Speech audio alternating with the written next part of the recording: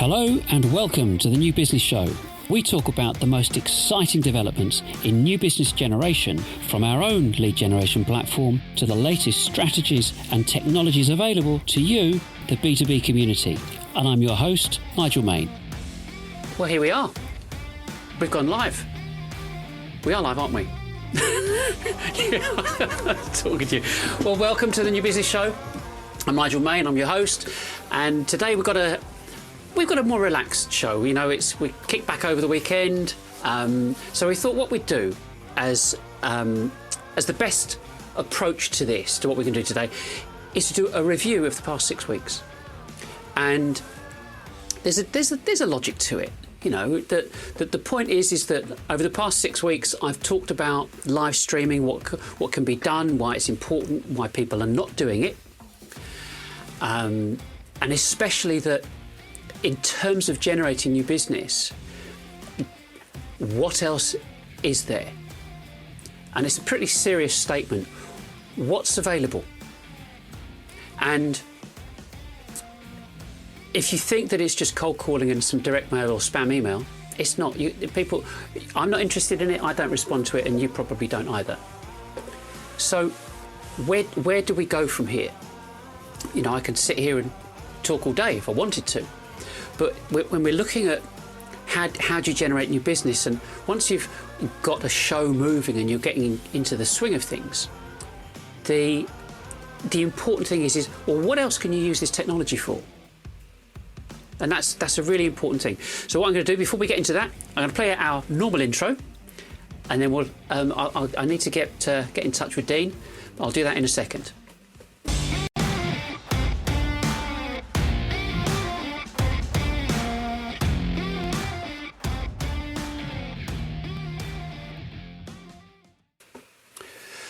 Right, well, we've got... I just need to make sure that we've got everything ticking along as it should do. It says the interview mode is muted, but it shouldn't be. And first off, I'm going to go over to Liz. Hi, Liz, can you hear me? Yeah, I can, yeah. I can hear you, and you can hear me. Yep, nice and clear, yep. And I'm sure, I think that as it works, if I can hear you and you can hear me, then it's working. And Dean, I'm pretty sure Dean's watching us at the moment. Dean, if you want to dial in, and then we'll get all three of us together, and then I'll do the kind of the formal introductions. But one of the things, it's not that it's going to be a bit of a strange show, but there's some new features that have been introduced into the software, and you know, it's one of those things. Do you? They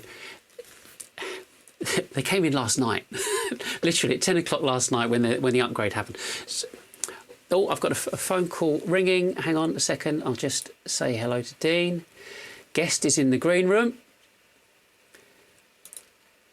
And we will assign Dean to guest 2.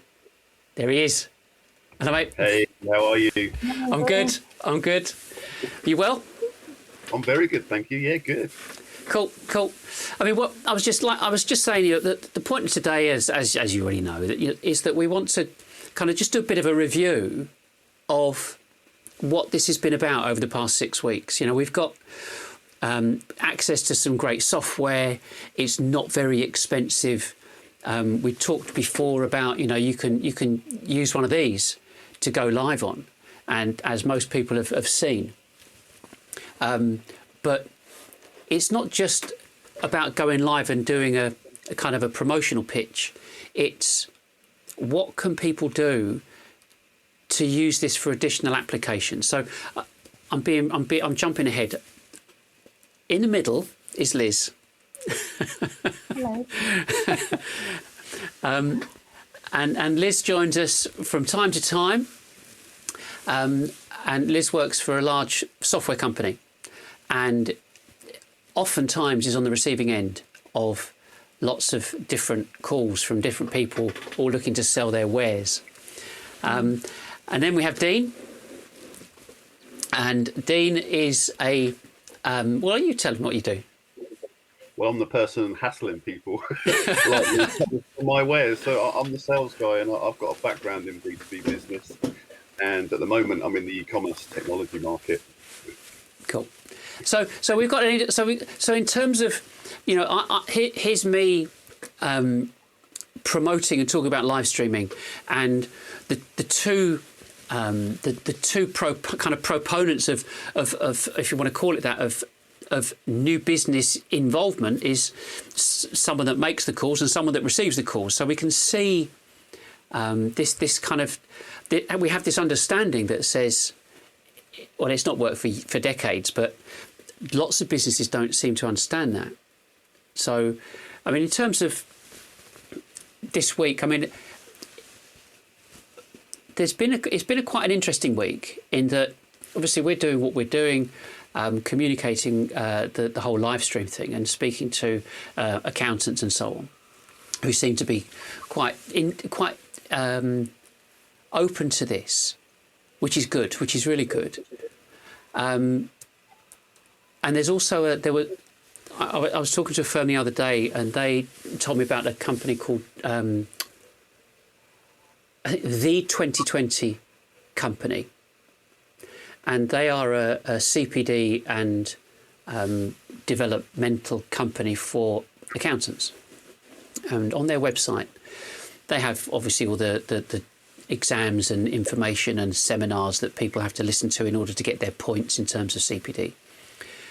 And one of the sections on this particularly large website was about sales and marketing.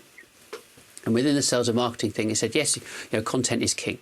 So you've got to have content. But of the content, you've got to have your own written content, not just the standard stuff that gets sent out. The next thing up you can do is video, and you can put kind of video snippets and video adverts out there and so on.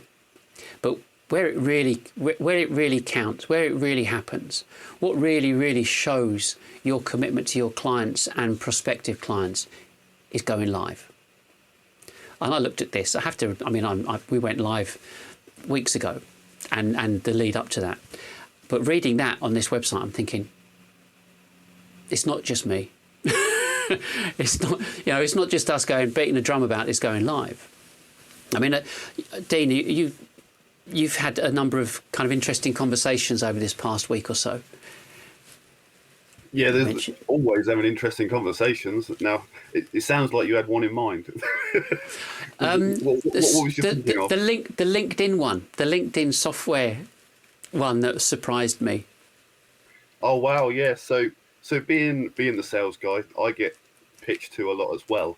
So everybody has got a service, to get you more lead generation, whether it be a technology, whether it be a team of cold callers, whether it be a marketing technology, copywriters, whatever it is, I get pitched constantly. So I can only imagine the people in Liz's position on the back of people like me chasing them as well. Yeah. And one of the ones I had recently was a technology company which was based around getting more contact data for me to chase. Yeah. And they wanted to sell me an application that kind of plugged into LinkedIn. And if I see a prospect I like, I can just tap a little button and it'll give me their email and telephone number on X percentage of occasions, because there's no such thing as 100%. But on something like a good percentage of occasions, it will give me an accurate email and an accurate phone number. Yeah. And I was like, okay, on what sort of money would that set a salesperson like me back? And that's the point I fell off my seat. It was £1,000 a month for this LinkedIn plugin application. Is that per user thing? Well, the lowest basic level of this particular technology, I won't give it away what it was, but the lowest level was 2 seats. So 2 users had access. So if it was just one person, then tough. You was allowed 2 people. And so for 2 people, it was £1,000 per month. You could have more, but then you can pay more. Wow. £1,000 a month. And being the salesperson of where I'm at, like the data and the phone numbers and the emails are only worth so much anyway. Like I'm definitely into this. You've got to be out there. You've got to have some content. You've got to have a bit more attraction going on. So the idea of just getting a list that I can chase isn't massively attractive to me anyway. I know like some salespeople might have a different opinion on that. So I was thinking, well, if it was simple and easy, and then I'd be open to it maybe to get some more data. But when it was £1,000 a month, I was thinking, wow, does it get me out of bed and make me a cup of coffee as well? I mean, like, what am I getting for this money? I mean, you put that into the context of it's £1,000. That's £1,000 off your bottom line per month. Per year is 12 grand. If that was being paid out to somebody, you would expect them to be producing at least 3 times that minimum. So that's got to make you 36, 40, call it 40 grand roughly. If you're on a 10% margin, that's 400 grand turnover just because of that. Yep.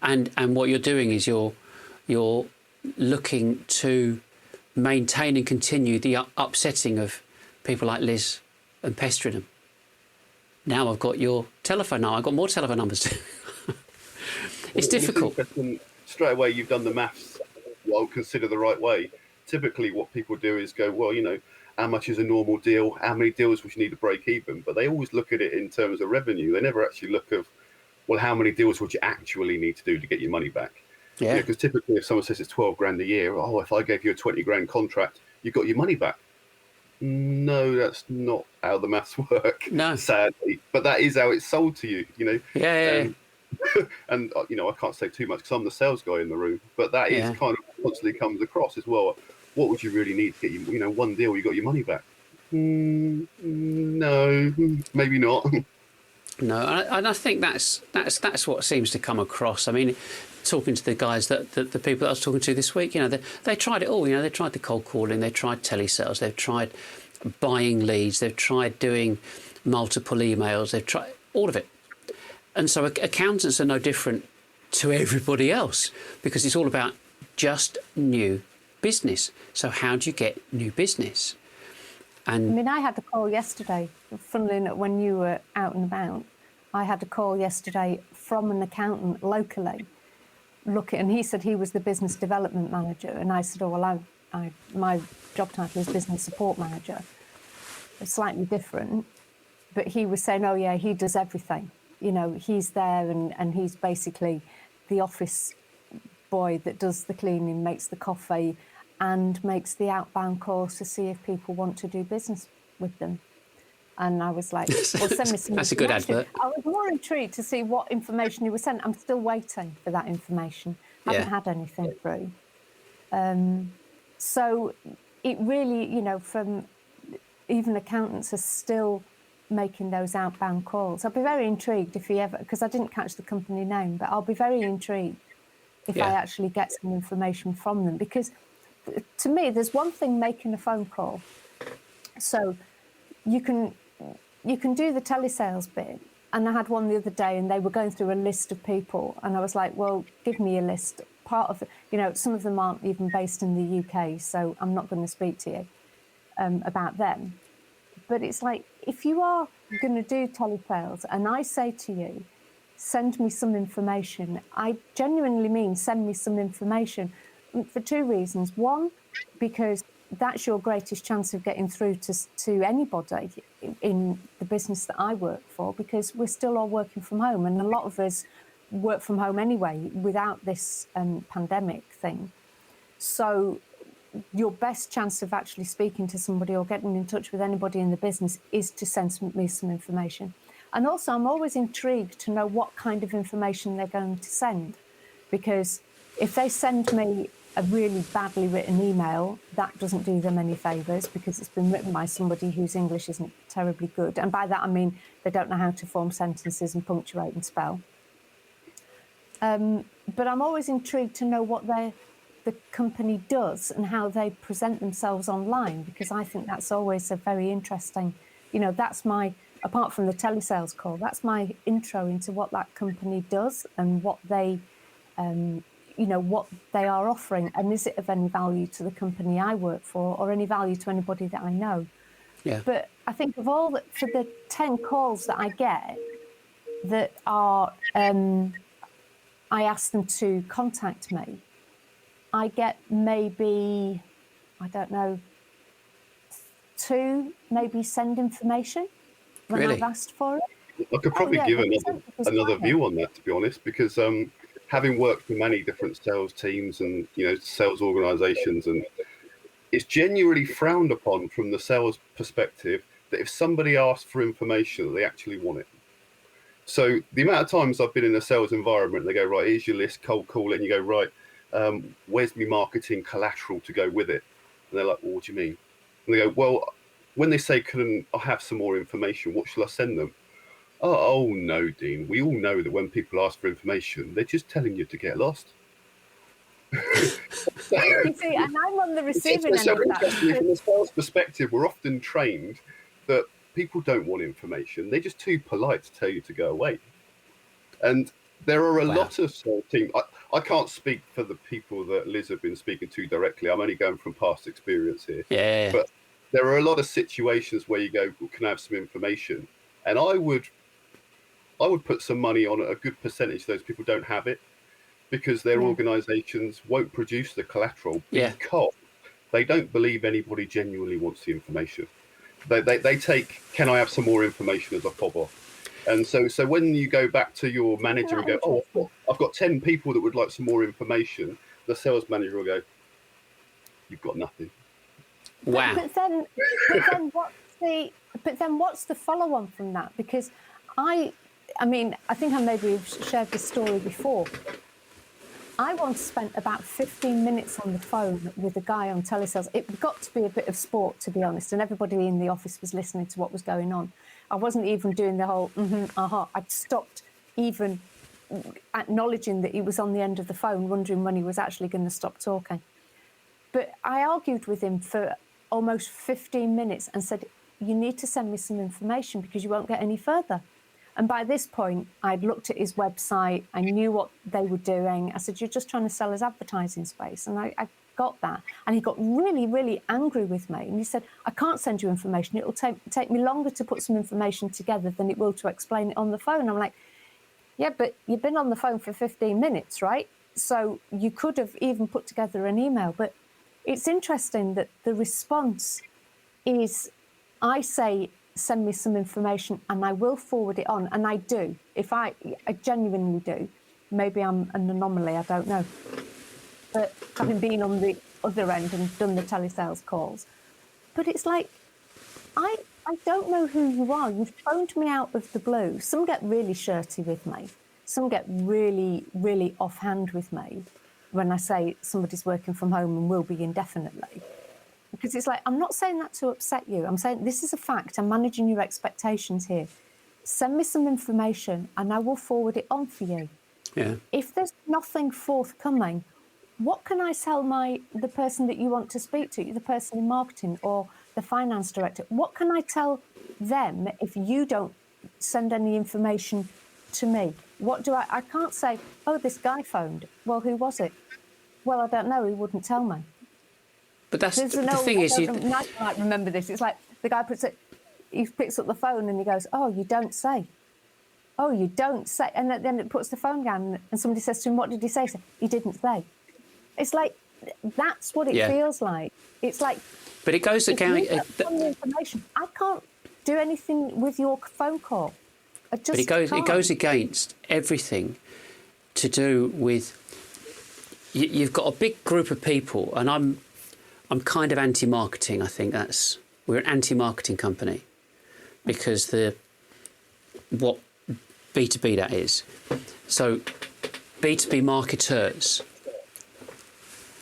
I say, are a waste of space. They do nothing. But everybody agrees content's king. So, okay, you keep saying content's king, but you don't write it, and you won't write it, and you won't give it to prospects.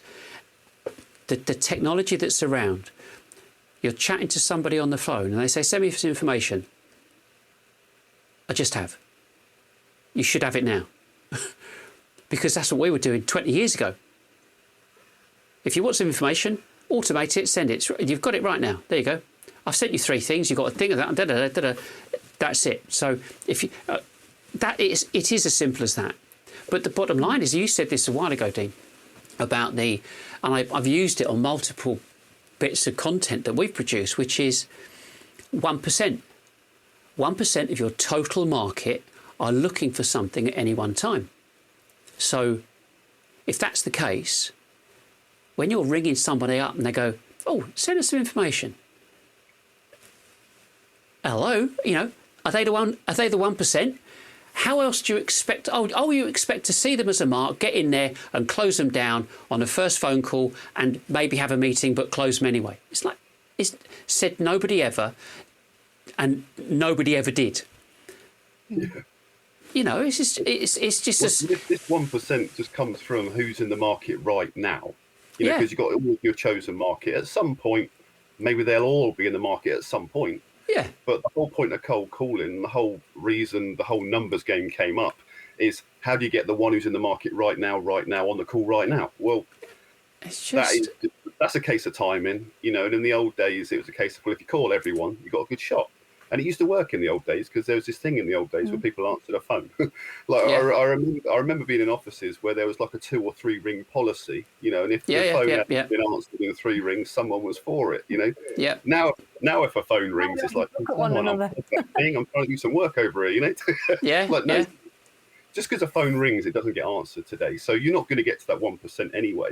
But another thing that I've found very interesting, and it sort of alludes to what you guys are saying, is there seems to be this fear of allowing a prospect to view the presentation without you present.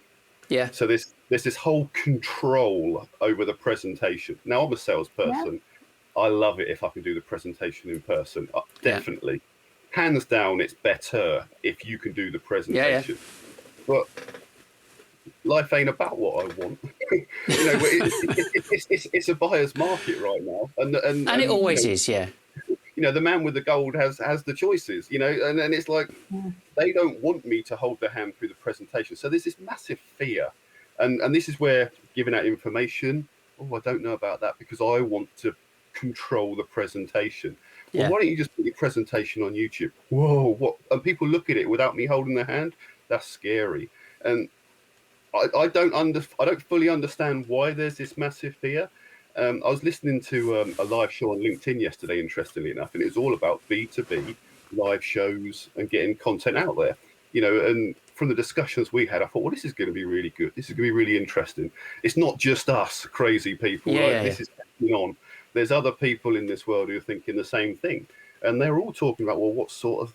And they were very big on brand reputation and infotainment and the Gary Vee style post-production of turning one thing into 350 bits of content, which, don't get me wrong, was attractive to me at one time. I kind of bought into it for a period, and then I think I realized the same as we all did, like that's kind of good for B2C, but it doesn't really work for B2B. No. But going through all these live shows, and well, what do you want to put on it? And they're like, well, we could talk about the latest Google update or industry update or something that happened in the news, and we could talk about thought leadership and all these great things. But at no point did people ever think we could actually just do a presentation of what we do. And it's like, wouldn't that be amazing to just actually tell people what you do actually do the presentation? Yeah. I mean, like QVC, do you think they just spend 24 hours a day on thought leadership? No, they're selling you the stuff so you go and buy it. You know what I mean? I'm with you. I'm absolutely with you on it. What's wrong with saying, well, this is what we do, and if you'd like to buy it, this is how you buy it. And once you bought it, this is what your life's going to look like. But I think the big problem. I think the problem is that you've got the sales.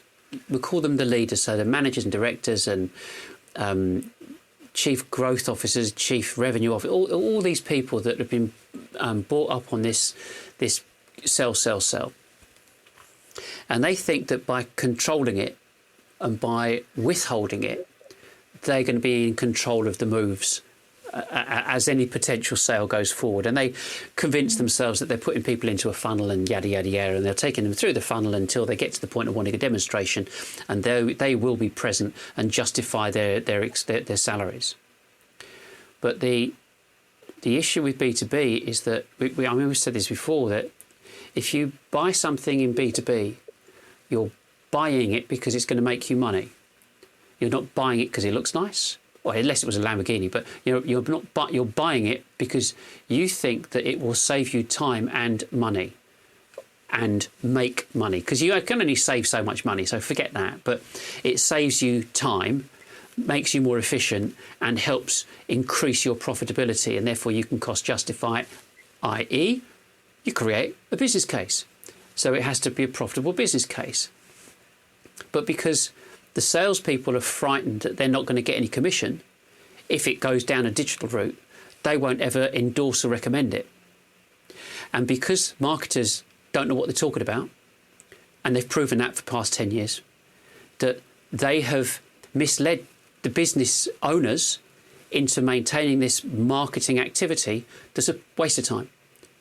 If you cancel all your marketing, you'd just be quids in. Forget lockdown, forget recessions, just you cancel the marketing, wouldn't make any difference. Your salespeople would be out there and they'd be making the money and trying to make appointments. But like we said in previous shows, it's now about 400 to 1, the likelihood of finding someone, because 70-80% of the research journey is done digitally. So they don't need to speak to anyone. And the only people that they're going to connect with are the people that have got the content. So it comes back to content again. If you haven't got the content out there, you haven't got to look in. I mean, the people that I saw this week, I mean, it brought a smile to my face. Of course it did. So, right, okay, Nigel, been on your website, downloaded your white paper, downloaded your playbook, downloaded your other brochures, and I went in and he had everything printed, all this stuff printed out, including one of the long form documents that's was about 8,000 words. He said, I've read all this. Must have taken you a long time. Yeah. He said, I've listened to the podcast, I've watched the videos, and I've seen your live shows. So what do you think we should do? And I said, you do it. Okay. All of the above. All of it. And he went, okay, basically get on with it. So it's not rocket science. It never was. But this nonsense about people. So did you find that it was all in the clothes? All the meeting was just in the clothes. Is that right? Is that what you're saying? I didn't even. He did the assumptive close. I didn't. And that's the thing is that I'm not going to waste anybody's time by trying to say something at them in a meeting at a time that I'm trying to select. And the old way of selling, you go in there, you go, hello, Mr. Prospect, how long have we got? And some people say, take your watch off, put it on now, I'm not going to go over time. Put your watch on the desk and do the meeting. And you know that, 15 minutes to go, right, go for the kill, go for the close. So you've got to get everything about your company, everything about your product, everything about how it's going to benefit them done within a given period of time. Instead of leaving, he must have spent hours. I know he had to have spent hours because there's a load of content. But that to me is selling, because if you've got something that's of value, you have to produce content to support it. People, funnily enough, all this big deal about everybody going to university, everybody getting degrees and everything else, that kind of lends itself to this expectation that people can read and write. And so if you can read and write and look and hear, you can consume all that content. And of course, like we said before, we have a different way of looking at a business infrastructure, because you can shift things away and shift people around and actually get to a point, which is what this is all about, is going live and being able to communicate with thousands or tens of thousands of people. But bearing in mind, there are only about 250,000 businesses in the UK that are over 10 employees. That's it. So, choose your markets and so on, and there's plenty of people there to sell to. But didn't that meeting just prove a point, though? To me, it just, the way, when you sort of said it, the way you just said it, Dean's saying about the salesman wanting to control the information that is given, that, you know, controlling the presentation, controlling what's out there. So you've got a salesman or a sales manager say, no, we don't send them any information. We don't give them any links to our website. We don't do that because we want to talk to them, because we want to be in control. And then on the other side, the meeting you had today was, yesterday rather, was that they had all of that information. He had spent hours looking at it and reading it. He'd taken the time to do that. And so before you even actually got in to see him, he already knew everything. He knew how you wrote, he knew how you presented online, he knew about the live stream, he knew what you sounded like on the podcast and what you were saying. He'd laid it all out. He'd even gone to the trouble of printing it. He hadn't just read it online, he'd printed it out, which would suggest to me that he'd read it pretty much in his leisure time, because otherwise if he was sitting at his desk, he wouldn't have needed to have printed it out. Yeah. So he's gone to that trouble. And so by the time you actually met him, and I know this is quite a foreshortened, you know, the time from actually having the first conversation to this point is quite short. But the point is that this proves the point that by the time you actually sat down with him yesterday, he'd pretty much made a decision that he wanted to do business with you. And that this was just, you know, what was going to follow was just to dot the I's and cross the T's. It was, like you said, it was just to press the flesh. That was it. And I think that proves the point that if you put your content out there and if you're open and honest with people and authentic, they respond to that in a way that even we didn't really anticipate, because you think by having a voice-to-voice telephone call with somebody that they're going to respond to you really well. Sometimes they don't. You've got them at the wrong moment. You know, you've called them when they're busy doing something, or they're just on the way out of the office, or whatever it is, and they don't have the time to talk to you. But I think that meeting yesterday proved a point that you've put everything online. You've been very open and honest with the potential customer. And they've responded to that in a really positive way. Yeah. And that says more than content is king. That says what we're doing is absolutely right for this market. And they're not even working from home. They're working in their office. Yeah. So they've gone back into their office. And it's like, even under that situation, he's taken the time to read it. And I just think that's perfect. That's a perfect example. It couldn't be more perfect, that by making your content available means that people will read it in their time, and when they're ready, they will come to you and say, right, I know everything about you and I'd like to do business with you. Yeah. I think that's wonderful. Well, I think it highlights a couple of things. I think, because absolutely everything Liz has said is correct. It proves a massive point. But if you take all the time that he spent researching your site, you could say, well, just think of the obvious question. Was he going to spend that much time researching anyway? Or did you suddenly convince him to do extra research because you put more content on your site? Well, what I take away from it was that was already in his mindset. His mindset was already a case of, I'm going to research my next purchase. Yeah. You know, all you did was give him the environment where he was able to do so. Yeah. So when you've detailed that he's read 8,000 words here, he's read podcasts, he's listened to videos, watched videos, gone through the articles, he's already proven that that's the kind of person he is. And what that proves to me is he's not an individual, not unique. I mean, everybody wants to research key decisions. But from the other side of the coin, thinking with my sales hat on, it highlights the massive flaw in the way sales is done and why more businesses don't adopt this. I can see why it's not adopted. Even though it's obvious, I can see why it's not adopted. And the reason it's not adopted is the old-fashioned attribution modeling. You know, from a sales perspective, everything is about the close.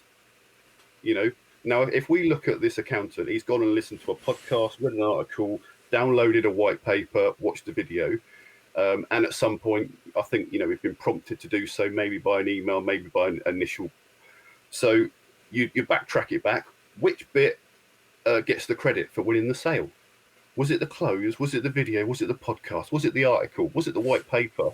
Was it the email? Who gets the sale? Now, Yeah. in a traditional sales organization, the sale is the person who closed it. Yeah.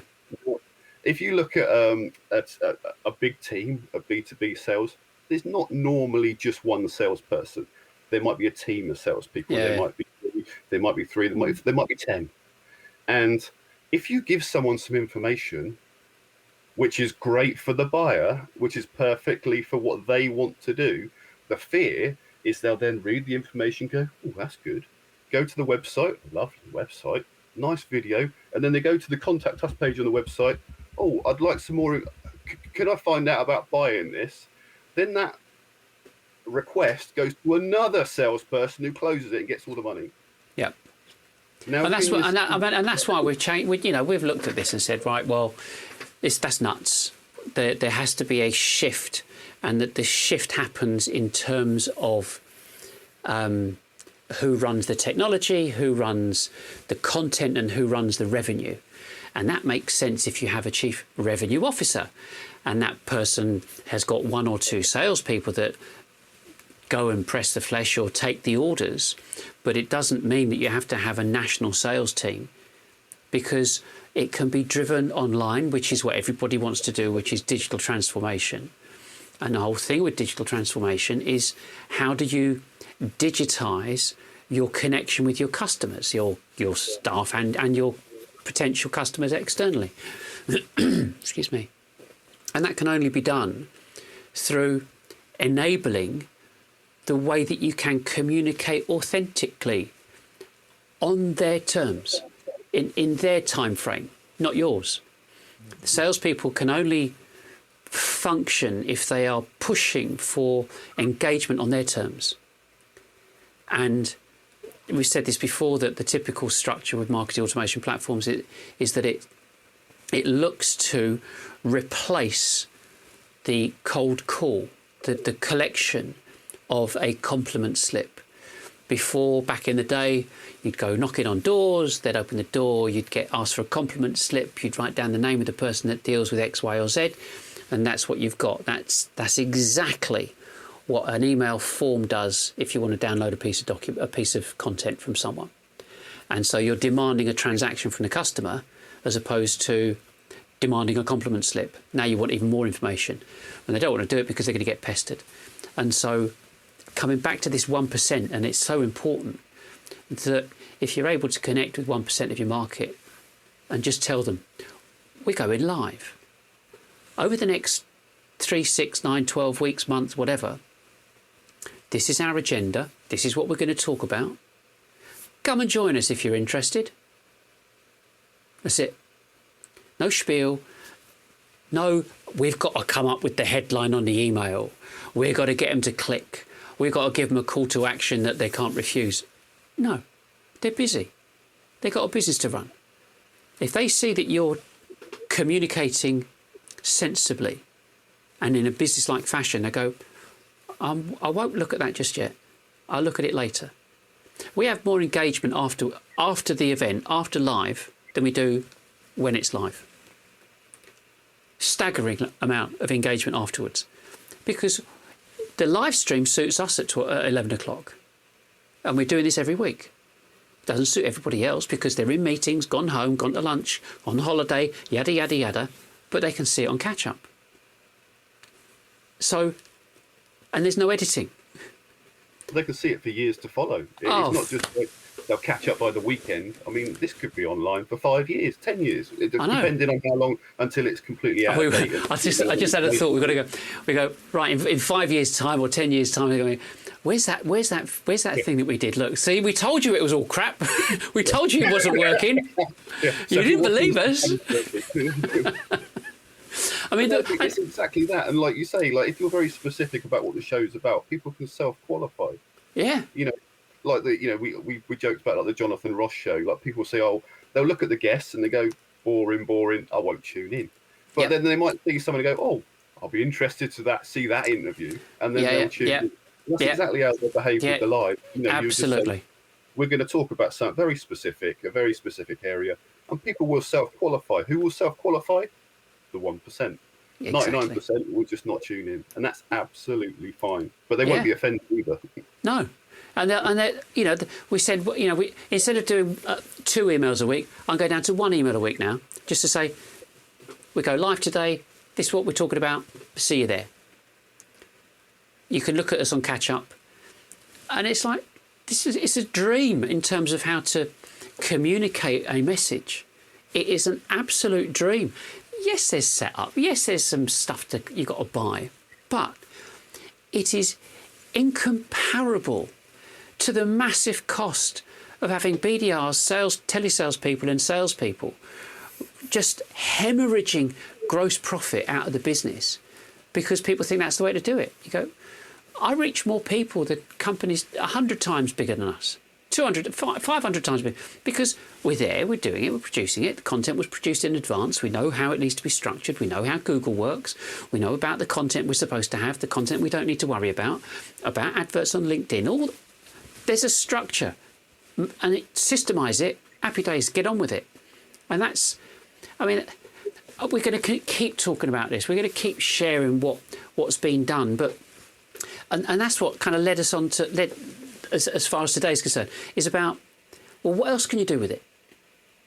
I mean, there's absolutely no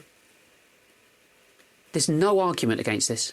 You can't touch us. Can't touch anybody that's doing live for business-to-business development. You cannot touch it. You can't argue. Nobody could ever win an argument saying, "Oh, telesales is better." Says nobody. So, if you kind of move on to that other bit, which is more of a kind of a, I suppose you could say it's a bit like a podcast. What do you think of all about the other things? I mean, I've looked at this, you've looked at that, and you know, and it's looking at different applications. And Dean, you mentioned about doing a demonstration, the demo of you know, this is what we sell. And you know, and I did. Obvious one, but it's almost one is the last thing people think of. Oh, I know. Like, one of the conversations I have with sales teams is like, well, we all know business development, right? And typically you get a new lead. Well, what did you want to do with that lead? And typically it's, well, I want to book them in for that first biz dev meeting. And you go, well, what does that first biz dev meeting look like? Well, it looks like all the others. They're all the same. Yeah. It's either the same death by PowerPoint, the same presentation, the same video, the same questions. It's the same. Yeah. You know, with a slight variation of, you might put a different badge on the front of the PowerPoint slide to say that I'm talking to you, Mr. Different Brand. But otherwise, it's the same. And I'm going to tell you who your company is on every single slide because I put your logo at the bottom. Yeah, exactly. I've bespoke just for you. You know, there might be a couple of slides that you take out depending on what sector you're talking to, but it's the same. And like I said to one sales team recently, I said, who out there out of your target prospects do you not want to see this? Well, I want everyone to see it. Great. I said, why don't you just film it and put it on YouTube? And they're like, what? Why don't you just film it and put it on YouTube? I mean, like, it's the same presentation you give everyone. You want everyone to see it. And the strange thing is, your prospects want to see it. They just don't want you to know they want to see it. They want to see it, but not you. Yeah. Well, you know, there's a timing issue.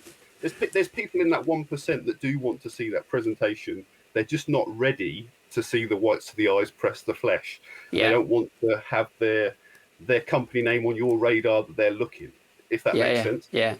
Make them look. So just say, and this is the obvious thing I find about a potential live, which is the last thing people think of. Everyone thinks about brand, reputation, thought leadership, infotainment, how we can make it fun. Ever thought about selling the product? Yeah. You know, just do the presentation. And this is it. I mean, and the thing is that if it's a decent company, they're going to say, this is how we want you to sell. You can adapt it, but we need to make sure that you understand the product and you cover off these things in the way that you do it. You take them down a path and so on and make it happen. And it's like, has anybody ever read a book on presentations? And it's like, who is the champion? It's not champ. Who's the hero? How do you make the customer the hero when you're just pushing him down this PowerPoint path? How much do you really know their industry or their particular business? So this type of engagement says you're in control. You can click away. I'm keeping you at your desk. You're actually controlling this because you've joined us, or you're just watching this, and we're doing everything we can to make this process as simple as possible. Here's what we're going to do over the next few weeks. We've got we've got who we are, what the product is, applications, implementation, installation, training, and long-term support. That's how everything works. Doesn't matter what it is, if it's B2B. So how do we do it? Come and join us. Watch us on this journey as we take you through it. We're not going to bore you with a 5-hour presentation. We'll just do it in little chunks. So come and join us. And if you like the product, it's a great... We also talked about sort of interviewing customers. So being able to invite your customers in to talk to you about, you know, just generally about their business and how even they've implemented the product and what difference it's made. And it's got a lot more spontaneity than just putting a video. I mean, a video on your website's great, but if there can be interaction between you and the customer, you know, how did you find But you look at this, you know, if I point that way, you know, where am I? If I point that way, I can point at you, but you're not here. You know, I do that and it doesn't come up, you know, it's not like we've got a bit of fancy camera work here. But, you know, we're all in different locations, you know, St Albans and Chalfont and West Side. So here we are, but we could be in London, Paris and New York. It wouldn't make any difference. So then it becomes, well, wait a second. If Dean worked in, I don't know, a given, in construction, then we would say, right, we've got Dean joining us from XYZ construction company. We connect with and mail out and invite all these people from the construction industry to come and watch us, have a conversation. Because Dean's come up with this amazing new concrete, which is all the rage. Come and have a look. Come and have a listen. He's going to talk about this. It's not in your face. It's non-threatening. It's engaging. It's, you know, like I've said before, we've got Sales Exchange and we've got the email address and telephone number. It's this ability of being transparent. And so, you know, getting customers in is just, you know, like we did right at the beginning. So Liz was there at the beginning. We tested the mics and the interview software again because it was updated. Dean then clicks on a link and then joined us a bit later. If you've got a long show, you know, some people do like 2-3 hour shows, which we're not going to do, but people can dip in and dip out. They can phone in as well if they want to and have them on the phone. They can Skype in. There's so many ways of doing this, of drawing in customers or drawing in suppliers. I mean, one of the big problems that we come across is people say, "Oh, it's all right for you because you can talk in a camera. You can talk to a camera. You know, you've been doing this. You could do you seem really comfortable in front of the camera." It's like, well, that doesn't happen overnight, not ever. But inviting other people to talk about their products, I could invite Liz and Dean and I could ask a couple of questions and let them carry on. I don't have to say anything. But it shows my customers I've got these other people on my show because I think they will help and be useful and interesting to my customers. If you don't think they're interested, just click away. It's no big deal. So it's looking at different applications of drawing them in. You know, you talk about customers, and then there's training. The whole thing to do with training. I think there's a big opportunity with prospects. So, like for instance, you know, people that you want to sell to, people who are in your industry. Like, you know, I work in e-commerce and e-commerce technology. So for my role, I'm trying to get e-commerce directors of big retail sites. Yeah. Now, weirdly, if I was to contact them and say, I want to pitch you, you know, tumbleweed. But when I contact them and say, I'm doing a podcast about this, I'd like you to come on my show. Now, all of a sudden, I've got much better reach from my prospects. Yeah. Like we're in a bit more of a media era where people go, well, yeah, I'll be happy to come on your show and talk all about. So all of a sudden you're engaging with prospects in the live. Yeah. The people that you always wanted to build a relationship with. Now, it doesn't mean that you're going to be pitching to them, you're going to be selling to them. But what a better way to build a relationship than actually discussing with them about the industry, finding out what the industry means to them, how they're tackling certain issues. How are you getting through the pandemic? How are you finding it's changed your business? Have you had to restructure? Has it changed any of the way you approach your goals? Yeah. All right. But I'm finding I'll get an easier response from a prospect to do a podcast together than to do a pitch.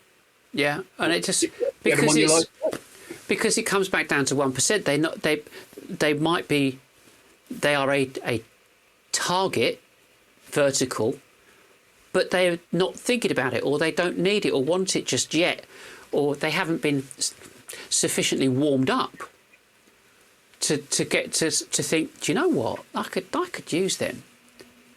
So in all these businesses that do networking, feel, found, felt, but know, like and trust, all this tosh, because people can't do it anymore. But the point was that you would get to know people, because that's what humans do. We get to know people first, and this becomes especially this if it's set up properly, and if you've got good audio and you've got everything happening, you go, well, actually, it's non-threatening, it's relaxed, it's no grief, because nobody has to leave where they work or where they are working, whether it's at home or an office. Simple. And so the thing to do is getting prospects in, identifying prospects to get their useful, call it intelligence, their business intelligence, in and out to your customers and your other prospects is priceless. I mean, I just think, and whether it's that, and we've got, if you sell software, then you've got training your customers on the products or whatever that you've sold. Then you do live shows, and you can do live. I mean, this is going out over Facebook and YouTube. I'm still waiting for LinkedIn, but so it can go out over 3 channels. But equally, this can go out directly over Zoom to a closed group. So it doesn't matter what you're doing. It's just the technology to use this and to communicate it, because who wants, it's kind of taking video conferencing one step further, because of the availability of all of this. But it has to be this has to be looked at along the lines of, what else can it do for my business? Well, I think if people sat down with a blank sheet of paper and just started thinking, that any business person would have more ideas than they would have slots to actually deliver them. Even if you said you was going to do 1 or 2 a week, 50 to 100 a year, that sounds like a lot. But if you've got a bit of paper out and said, well, I could do case studies, how many businesses would do that? Well, you write a little list. You'd probably get 10, 15, 20 straight away, ideas straight away. Then you go, I could do a bit of thought leadership on PR events to my industry. Yeah. Well, they're coming on all the time. You could easily do 10, 15 there. Now I mentioned the sales presentation, but then most B2B companies, they all think they're unique, just like everybody else. But every B2B company is, well, it's different for me because it's a complex sale. Well, why is it a complex sale? Well, I often get these 10 different objections. Well, there's 10 shows. Objections, and then it goes, well, it depends which industry I'm doing. Well, how many industries do you work in? 6. Well, there's 6 shows. Yeah. Well, it depends. Well, that's 6 times 10, because 10 objections, 6 verticals. Yeah, so then multiply that up and do 1 for. It depends what we're integrating with, because we're highly sophisticated technology, and we use software, we use the latest. Okay, well, what sort of integrations you do? Well, there's 5 big. Well, there's 5 shows. Do you know? It doesn't take. It's not a complex sale anymore, is it? No. But the thing is, and of course, this is what we're advocating massively. Now look at it from the person that doesn't want to learn this stuff, and that tends to be the company themselves. But it plays into the hand of the salespeople to go, oh, it's a complex sale. So that the business owners don't think they need this because they've got all these salespeople, but their margins are getting squeezed every single month as these things, extend and continue with lockdowns. And now there is a change in how people are thinking about work and where they work. Mm-hmm. So you've got this paradigm, I guess, or is it a dichotomy? This is where you've got these two factions, these two things that you've got. Do we need to spend all this money on this kit and get it all set up? And the salespeople are going, no, you don't. But then, Mr. Business Owner, you're spending all that money on the salespeople. They're going to say, no, you don't need it. They're not going to be an advocate. There's a clash of incentives here, and like I touched on earlier, a lot of the way sales is held up is because of the way salespeople are incentivized. We're incentivized on the close. I'd love to say my base salary could afford me a Porsche and a house with a swimming pool, but you don't get anything as a salesperson until you get all the closes. Yeah. And that's not, and you got two scenarios here. What's best for the business and what's best for the employee? Yeah. Now, employees, 100%, when you go to an employee and say, this would double the size of the company, might be a bit bad for your commission, but well, what do you think the employee's going to say? It's like, so you could do the company, but I'm out of my ear, or like living in poverty. That's called reskill. Everyone's got to be incentivized to do the right. Now, there's plenty of space, like you say, if you restructure things the right way. There's plenty of space for all these salespeople to live handsomely. Yeah, there is great potential, but everybody's got to be on board, haven't they? Yeah. And because you get the next, don't you? The negative people that say that will just say it because it's not in my interests. Because the managing director says, with anything, any kind of engagement with anybody, what's in it for me? Why should I even waste my time or spend any brain time considering anything that you're saying? What's in it for me? What's it going to do for my business and therefore naturally for me? You see, I think there's a natural conflict, though, isn't there? I mean, I was just thinking about this. You've got the natural conflict between which isn't necessarily apparent straight off, but you've got the business owner and you've got the salesman. And the business owner is saying, well, what's in it for me? Why do I want to do this? Can this actually move my business forward? And you've got the salesman going, this is a real threat to me. If we go down this live stream route and we use this technology, this is a real threat to me and what I do. And because they're employed as opposed to the business owner, that it's his business, is what, it's his life, it's his life. Whereas looking at the salesman saying, well, actually, this will enhance what you do. This will enhance your sales process, and it will probably help you to close more sales because you can reach more people more of the time without having to travel 2 hours to get from A to B. But they see it more as a threat rather and don't want to look at the other opportunities. There was a guy on how it's structured and rolled out, it could be a threat. Like if a business owner goes, right, just get rid of everything and start afresh, then it would be a threat. I mean, I would put my tuppence worth in there with him. I said, well, you don't have to. I don't think it has to be that way, but this is where we don't have to sack them all. A lot of them, but not all of them, because there's this thing about reskilling and redeploying and reskilling, and the fact that in order to create the content and make it work, you have to have people that are gregarious, some people to be relatively gregarious and outgoing and articulate, that they can be interviewers and researchers and presenters and all this kind of stuff. If this becomes something, I mean, we've got next week's show. It's nearly done. But a new format, new overlays, new motion graphics, new lower, all this kind of stuff, because that's how it's moving. It's moving into production, but this is going out at a click of a button.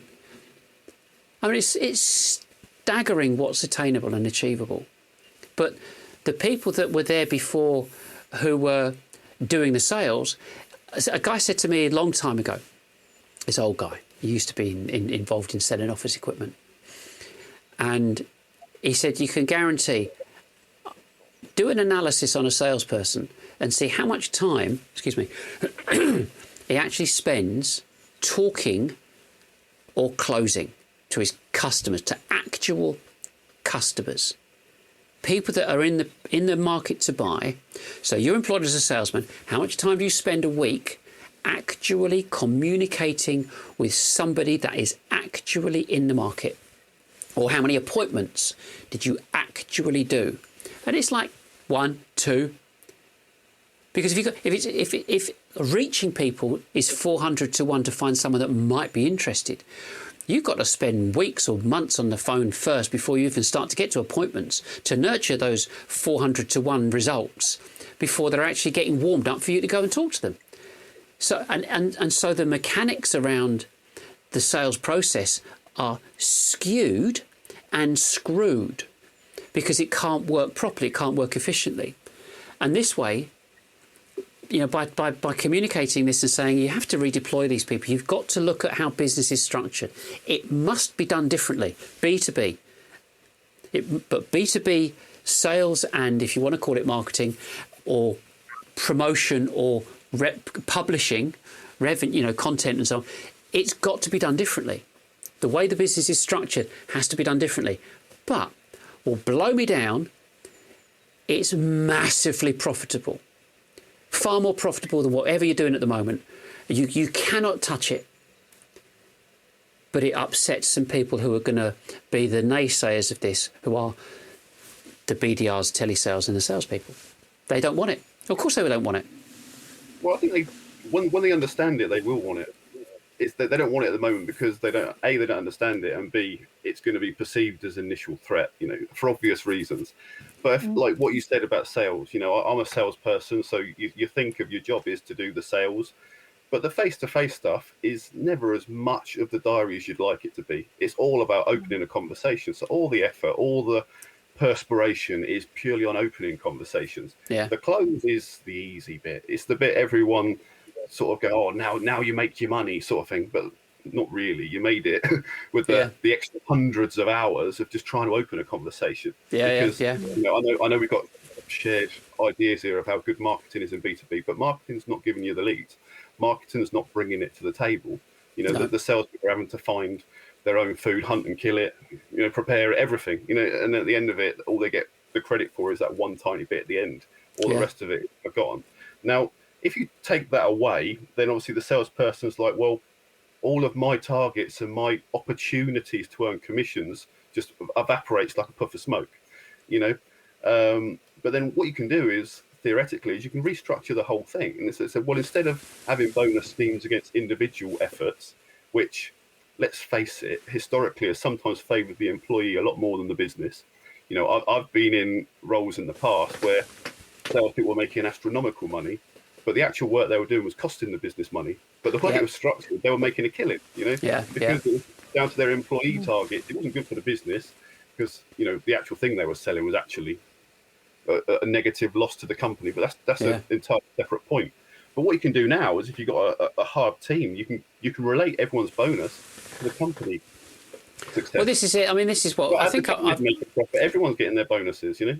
Yeah, I think I wrote about something along those lines that if a company were to restructure along the lines of we've suggested, then you lend yourself through that transition period. You lend yourself to say, okay, you've got sales team 1 and sales team 2, and one of those was there in the first place, and one of them is the new sales team. You've got old and new. The old sales team, you can carry on doing what you're doing, making your own phone calls, doing the business, and we'll pay you commission based upon you doing all the work like you've been doing before.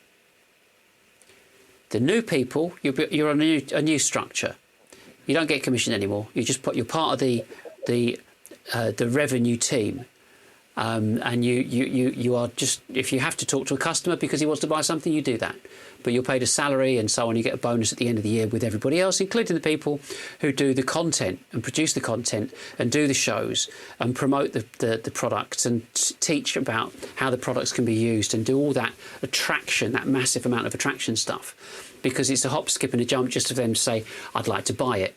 And so the new team are given those tasks to do, which is to process the paperwork, yada, yada, yada. The older team, they carry on selling, going out, finding a business, and when they're fed up doing that, they can come and join the other team if they want to, if there's an opening for them. So you don't take it away from them, but if they're not going to buy into it and engage with it, well, stay doing what you're doing. There's no problem with that at all. But you can see how the logic would work. So everybody else is really busy because marketing doesn't exist anymore. It's called content. And so they're producing content, producing shows, producing written, producing podcasts, producing video, all the other stuff that can be used again and again and again and again, nationally, even globally. And the other sales team are sitting there going, this is really tough. We're becoming dinosaurs. Yes, that's right. Well, the old-fashioned sales system kind of trained people and taught salespeople to be selfish, because they have to be, because that's how you get that's how you get your share of the prize. And I know Liz always tells me off when I use my football analogies, but I remember reading a book a while back, and it was talking about why do players shoot in weird angles when they've got absolutely no chance of scoring. Why did they actually shoot when they could have put it sideways and their teammate could have just slotted it in the box? I see where you're coming from. And this book talked about the fact that, like, I don't know what it's like today or everyone's, but it talked about the contracts. It said certain players want a goal bonus. So he might have been on 10 grand to make that goal. Whereas if he'd have slotted it sideways and his teammate scored, it's great for the team, but he'd missed out on his 10 grand. Now, everyone says, well, there's an obvious way to solve this. Well, yes. But look at what people are doing in biz dev sales teams. There's an obvious way to solve this, but are you solving it? No, because you're incentivizing people to be selfish. And you're incentivizing people to put themselves ahead of the company. That's basically what's happened. Now, I know we've talked about the restructuring, it's probably another video, but if you change the ethos and say, why don't you put the company first, and people get rewarded for putting the company first, opposed to just getting, thank you very much, we'll have that. We'll pocket that, and you don't even get a thank you. Yeah. The thing is, businesses doing business. I can say doing business is easy, because if you want to grow a business, if doing it on a one-to-one, so making a phone call, trying to go and do create a meeting from something, growing or attempting to scale a business doing that is impossible. It is fraught with problems and stress and financial issues that are virtually insurmountable because the numbers don't work. Because people need salaries, you've got to pay them. And you can't pay them tuppence halfpenny, you've got to pay them the going rate. But it's like saying, oh, come on, Nigel, you can't say everybody's wrong. I can. I say everybody's wrong at doing what they're doing. They've got to change in B2B, not B2C, B2B. Because B2B can only sell to thousands. B2C can sell to millions. B2B can't. You just can't do it unless you're a manufacturer in Japan, China, America, wherever, selling something to every single company around. Like Microsoft or like Google. So therefore it's a no-brainer. You've only got thousands that you can sell to, possibly very, very low thousands, because of the verticals that you sell into. So that you have to work out a way that changes the multiplication and ratio, the number ratios that work within a business. If you don't do it, don't, and you just join the rest. And this is the thing about what we're doing. It keeps coming back to the same, I wouldn't say argument, but if 500,000 businesses start every year and 500,000 businesses fail every year, okay, so they're not all brand new businesses, because there's those statistics of 30% of new businesses fail in the first year, and 40 and 50, and then up to 10 years, 70%. So virtually everybody goes bust anyway after 10 years or so. But it's like, well, if that's the case, and if 500,000 every year, and if it's £100,000 turnover per person per annum, up to about £1 million plus turnover, and when you get to 5, it's about I don't know, 5 or 10 is about 150 grand. Doesn't change dramatically. And if it's been like that for all these years, all the marketing technology in the world has proven it doesn't work. Waste of time, waste of space, because it's not moved anybody's needle anywhere. So therefore, if you don't want to do what we're saying, don't do it. But with all these management gurus, all these people going, oh, we look at your company, we look at your staff, we look at getting more productivity out of them, it's like absolute rubbish. You've got to change how you can sell. If you can buy anybody, buy accountants, you can buy HR, you can buy admin, you can buy support, everybody, but you can't buy a sale. You've got to have a method and a mechanism that is able to replicate your best efforts every single time. And you can only do that with written, video and live. So you can't, it's impossible. And you know, we're advocating this. We're saying, look, we are pioneers. We are doing something different. We're explaining this. People get this. People understand it. And our market, there's 250,000 companies out there, plus 5.5 million micro businesses. So of the nearly 6 million businesses, we say every single one of them should be doing this. We've got nothing to sell. We have absolutely nothing to sell. We don't manufacture anything. We don't build. We don't make software. We don't do anything. We just kind of know how to put this together for B2Bs. And so we can fast track it for people. That's it. There's nothing, you know, I was complimented, you know, you've put all this stuff online, you've got all this stuff there. It's great. I like how you do it because you don't sell. That's right. You could go on our website, learn everything, go and do it yourself. Or you can fast track it. Because people have an infrastructure already. And it's breaking away from that infrastructure just temporarily to get this set up before you can adjust and make any changes throughout the rest of the business. But you've got to get it. You've got to kind of buy into it. But you don't have to do anything straight off. It's just get used to it. Just get used to this type of way of communicating, because it's, you know, you're broadcasting to your vertical market. But God, where would I be now if I had this 30 years ago? I'd be on an island, I think.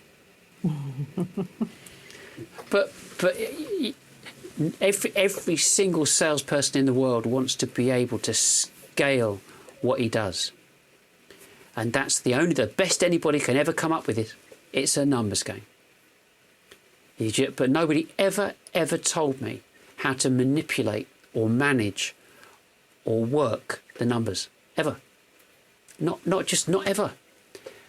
And it's taken a lot of years to realise it's because they don't know. They've not got a clue. And they'll respond really authoritatively, because I know what I'm talking about. You go, actually you don't. I know you don't, because you've got a team of telesales people. So you know that you cannot scale your business unless you're making obscene amounts of profit on the products that you're selling. But then it's inauthentic then, because then you wouldn't want to go live. So, I mean, that's... You mentioned the numbers game, but it's what numbers are you chasing, isn't it? Like, yeah. Everything in life is a numbers game. Yeah, the whole world is dictated by mathematics. So yeah, to say it's a numbers game, everything's a numbers game. Yeah. If you're looking at it deep enough. Yeah. But what numbers are you actually looking at? You know, and I find, in my experience, one of the biggest KPIs in business to business, new business, is first initial biz dev meetings. How many new meetings can you get? Now, I don't want to sort of drag on for this because I think we're getting close to wrapping up, but the new business meeting as a KPI is where a lot of the numbers are flawed right now, I think. Yeah. And it's because it's on a very old-fashioned methodology. Now, if you use the new business meeting, how was your new business meeting with your accountant? Well, in a weird way, you didn't even have it. He had the new business meeting with himself. Yeah. And he just came to you for the close. Yeah. Typically in sales, you've got a new business meeting. They go away and think about it. You go up the funnel, and the close might be 2 or 3 meetings later, depending on the complexity of the sale and depending on what you're selling. It might be 1 meeting, it might be 3, it might be 5, depending on the industry. We didn't have a new business meeting. They don't exist anymore. Yeah. Now, most people, when they're trying to work their numbers, it's, well, how can I get more new business meetings? And that's why everything is gated, because all of a sudden the magic happens in the new business meeting. Well, what we're saying is all that information has already been absorbed. Yeah. Yeah. So that new business meeting disappears. Yeah. Now all of a Yeah. sudden, everyone's trying to work out the numbers with a different calculation. It's like, oh, hang on a minute. I was trying to work out how many calls I had to make to get a new business meeting. Now new business meetings don't even exist. Now I'm really confused. Yeah. Yeah. What Yeah. happened to this numbers game? But then obviously Yeah, yeah. I'm going off on a tangent there, but you see But it's where I'm right, going. and then it becomes kind of this more akin to analytics. So, how many new people on the website? What products do they go? What pages do they go to first? What's the most read product? Where do we get the most? Where do we lose the most? Or where do the most exits happen, and why? You're looking at the whole thing to do with analytics and tag manager, and looking at how that all fits together, and then you can say, right, well, who are we communicating with to drive traffic to our website, and how does that fit with this broken record of ABM that says you've got to look to approach your personas, the verticals within a company, the different individuals within the company, and you have to, if that's how you need to sell, what content have you got that is associated with those specific individuals and those specific titled individuals in a company, and it's bringing that together to say, well, if you're looking at a numbers game, well, you've got to, like you said, you've got to understand the numbers, and how do you want to play this game? If you're going to call it a game, because there must be some rules, and if you abide by the old rules, it'd just be a lot of grief. But if you look at how the new rules can be applied, and there's a terminology about a race to the bottom. This isn't a race to the bottom. This is completely the opposite.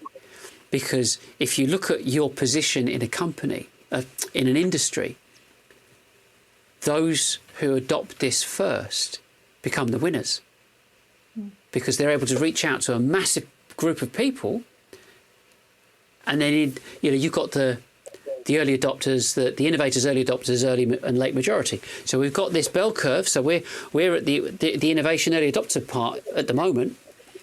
So what's going to happen? Anybody that does this and starts doing this and starts looking at the mathematics relating to their P&L, they'll go, oh my goodness gracious me, I didn't realise it was so significant. Let's get on with it, get onto this right now. I mean, look at it, it's April the 1st, 2nd? April the 1st. First. It's the 1st. We've got a whole fiscal year ahead of us. If you do what you've always done, you just get what you've always got. And this is an opportunity, I think, beginning of the year. I mentioned this the other week. HMRC say if you spend 30 grand on gear, the net payment, you get more money back. So it's effectively you're spending 22 grand. So you get additional tax benefits, capital allowances on hardware. So you spend 30, the net effect is 22. So you're getting almost a third back on whatever you spend from the government. Happy days. So there's a financial incentive to do it from the government. There's a financial incentive to do it from your P&L and your accounts, and a financial incentive, or rather, a very personal incentive, is less stress. It's kind of effortless. Turn up, a few clicks, and you go live, and you communicate to your audience. And you can have a coffee, which I haven't got. You can have a bottle of water, which I haven't got, not today. But it's relaxed. And I know, Dean, are your children off now? They are, yes. They're quiet in the other room, are they? Lock the door quickly, But and you do it. Hour later, you're finished, and you're with the kids. I mean, somebody tell me if they think this is wrong. But that's check. There's something missing. It's too easy. Do you know what I mean? And I've done this for years, and this is a dream. This is a dream, doing business this way, and it means that you can scale it. You can scale your business. One can scale one's business by doing this, because if you're able to cut away wasted cost, but for it to not have any impact on your income, you are going to do it. And I've got nothing to sell you. I've got nothing to sell anyone except speed. Not the sniff stuff, but speed. Just the ability to make this happen really quickly and implement it really quickly and get people trained up so then you can go fly on your own path and make it happen for yourself. And that's it. And that's what we do. We set things up, make it happen quickly. But I think, like you said, we're coming to an end. Coming to the end of our 7th live stream. And like I said earlier, we've got a new set of graphics and a new show format in the next one that we do. So those that are you watching us now, I hope you will come and join us and see what it's all about. And basically what we want to try and do and keep doing is showing you what you can do. Not, oh, look at them, they got it sussed. No, templates and green screens and stuff. We just get it set up. Doesn't take long, really. But it's what can you do? What applications can you think that you could use to encourage more new business? And that's all that matters. Nothing else matters. And if people are in lockdown or we're out of lockdown, but people are choosing to work from home, what does that new business landscape look like? And how do you adapt to be able to nicely exploit it to increase your income? And that's what this is all about. I think that's it. Well, it's goodbye from me. It's good mic from him. Always wanted to say that. I think we have to get faces that come up with the two Ronnies, and we have to do that. I waited years for that moment. All right. Well, listen, Dean. Have a wonderful weekend. You too. Take good care to both of you. Yep. And Liz, thank you for joining us again. I'm not going to say it, but that's great to have you with us. My wonderful wife. All right, guys, nice one. I'll play. Yeah. Now this should work this time because I pressed this last week and it didn't work. And if it doesn't work, I know where to click really quickly. See you in the next one. Bye for now. Yeah. Bye bye.